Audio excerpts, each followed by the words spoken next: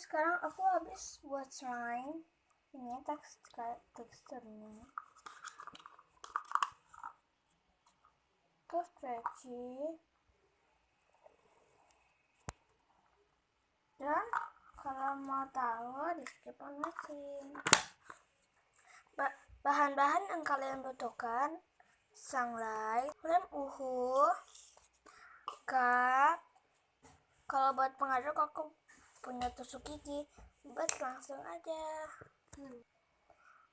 Taruh lem uhu ke dalam cup setelah kalian mau semana. Buat langsung tuangin sunlight segini biar nanti jadinya enak gitu. Ini benar sunlight ya, mungkin ini. Kalau mau dikasih manik-manik juga boleh. Iya. Ini kita liatin dulu tekstur. Ini sih bakal enak.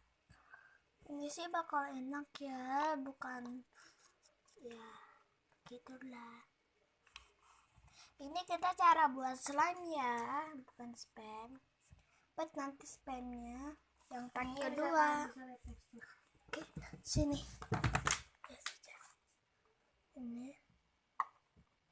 Ini tuh agak clear sih. Iya. Susah dipegang karena masih bekas sabun. Oke. Jadi jangan lupa like dan komen di bawah. Bye.